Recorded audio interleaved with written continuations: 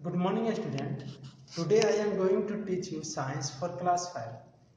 हम लोग first chapter पढ़ रहे थे जिसका नाम था रिप्रोडक्शन इन प्लांट। इससे पहले हम लोगों ने दो पार्ट देखा था जिसमें हम लोग जाना था रिप्रोडक्शन क्या होता है, प्लांट में रिप्रोडक्शन किस तरह से होता है, ये फ्लावर का पार्ट के बारे में देखे थे, डिस्पर्सल ऑफ सीड देखे थे।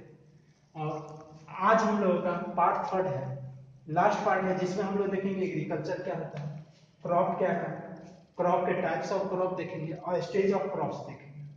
तो पहला है agriculture. Agriculture the large scale cultivation of useful plants is known as agriculture, यानी बड़े मात्रा में प्लांट को लगाना ही एग्रीकल्चर कहलाता है।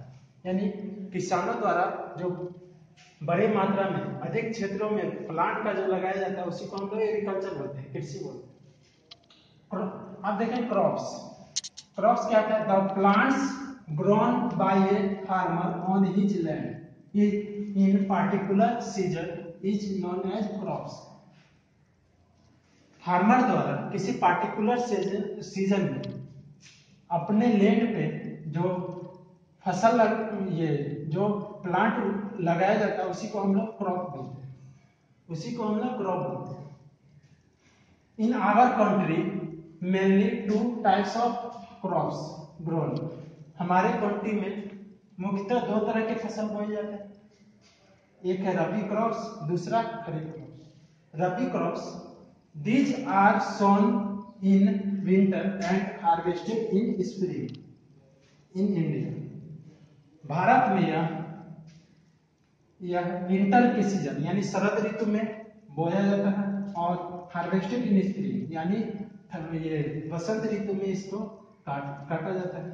इसमें एग्जांपल हो गया व्हीट हो गया, बीन्स हो गया, पल्स हो गया यानी गेहूं हो गया, बीन्स हो गया, दाल हो गया, ये सब रबी क्रॉप्स है। Kharif crops the crops which are sown at the beginning of the rainy season। वैसे फसल जो रेनी सीजन के शुरुआत में, बिगनिंग यानी शुरुआत में बोई जाती है उसे हम लोग कहते हैं खरीफ क्रॉप्स।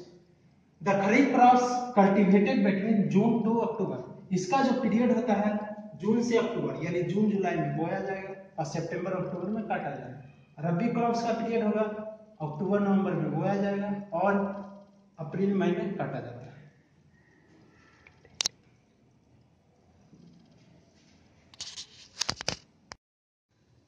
अब हम लोग देखेंगे स्टेज ऑफ क्रॉप प्रोडक्शन, यानी क्या क्या स्टेज होता है क्रॉप्स का।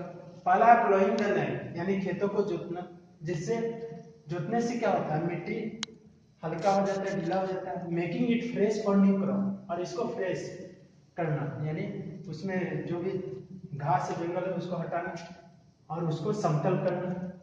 The second stage involving adding organic fertiliser to enrich the soil with mineral. इसमें हम लोग अब खेत को जोतने के बाद, समतल करने के बाद उसमें हम लोग ऑर्गेनिक मटेरियल को ऐड करते हैं जिससे उसकी मिनरल ये खेतों की खनिज की मात्रा बढ़ जाए। The next stage seeds are sprinkling, यानी अगला स्टेज आता है सीड को यानी बीज को छींटना, खेतों में छींटना, वितरित करना। The next stage is irrigation. अब हम जब पौधा प्लांट के रूप में बड़ा होगा सीड्स, तो उसको हम लोग इरिगेशन यानी उससे सिंचाई यानी पानी पटाएंगे, पानी देंगे यानी सिंचाई करेंगे। The next stage is spraying pesticide chemical used to kill pest. इसका मतलब ये हुआ कि जब पौधा बड़ा होता है तो उसमें बहुत सारे कीट या कीड़ा मकोड़ा लग जाते हैं, जिसको मारने के लिए हम लोग स्प्रेइंग पेस्टिसाइड यानी कीड़ा मकोड़ा मारने के लिए दवा डालते हैं, केमिकल का यूज करते हैं।